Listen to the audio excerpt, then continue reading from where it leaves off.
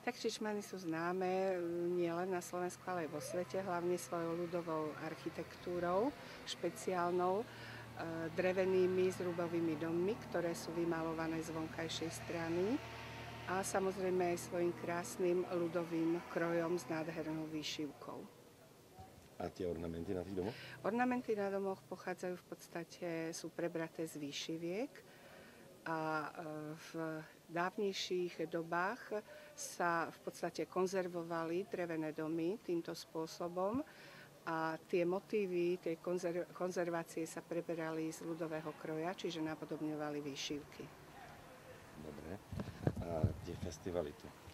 Takže v rámci toho, že čičmany sú navštevované turistami, tak je snahou aj obce, aj rôznych aktivistov poriadať kultúrne podujatia v lete, ktoré pritiahnu jednak návštevníkov a takisto zveľaďujú naše kultúrne ľudové dedičstvo.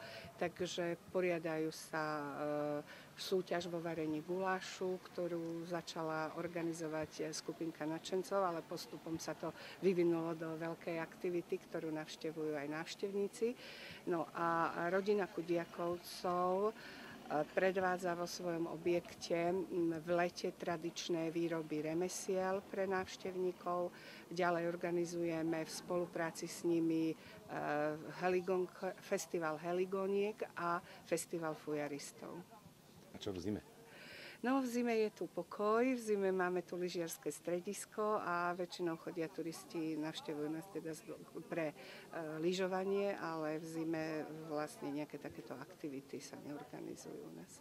A váš osobný vzťah k Čičmanu? No môj osobný vzťah k Čičmanu, som starostkou Čičman, takže sa snažím, aby život v Čičmanoch troška bol spestrený a takisto aj v zime, ale zatiaľ ešte tie aktivity sa nám nepodarilo dotiahnuť do konca, tak uvidíme, že ako to bude v budúcom období. A posledná otázka, som videl taký pekný obraz tu v krčme zbojníkov. Čo zbojníci tu?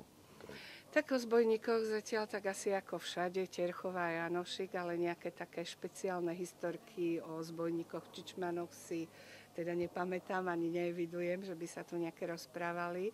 Samozrejme, Čičmany boli charakteristické takisto ovčiarstvom. No a určité bajky a histórie sa tradujú v tomto smere, ale nejaké také výrazné, zbojnícke si teda neevidujem.